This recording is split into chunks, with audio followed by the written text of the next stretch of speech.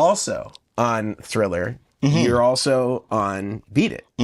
And I guess there are multiple guitar credits on that. Steve Lukather is credited. You're credited. I'm curious, what is the part that you did on Beat It? Obviously, there's like different guitar layers, and of course, Van Halen's on it as well, in the solo section.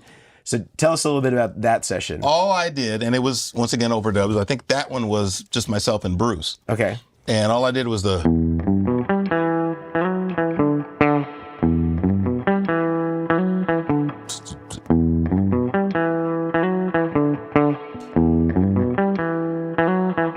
with an overdrive sound, with that, in fact, same amp, the Rivera. The Rivera amps, yeah. And so just kind of using it for like a crunch sound, and then and what was the guitar that was used on that one? I believe that was Les Paul Standard. Les Paul Standard. Okay. And was it like a vintage one, or was it just like of the time? It was just of the era. I just also purchased at Valley Arts. Valley Arts back then was like the go-to place. Everybody got Mike McGuire and Al Carnes. And so, yeah, I just went in one day and bought it off the shelf. Yeah. Beautiful. Beautiful. Well, let's fast forward to the next Michael Jackson album that you played on, Bad. Going chronologically. And on that one of the huge hits that you were playing on was Dirty Diana. Yeah. And that had Steve Stevens on some of the lead guitar parts, right? And then you were doing kind of all like the rhythm part that was kind of leading up to that kind of dirtier guitar part.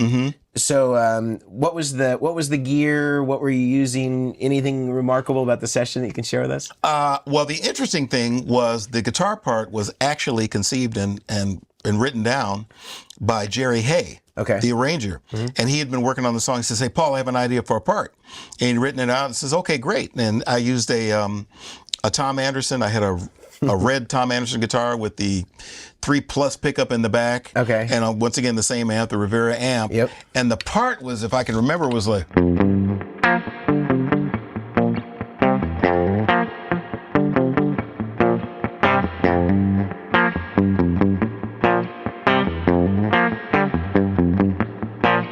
something like that, you know. It's got so much grease on it, though. It sounds so good. But that was kind of the part. And this is one thing I tell people and tell my students, regardless of genre, bebop, hip hop, rock and roll, straight ahead, whatever, funk, every song has to have a groove.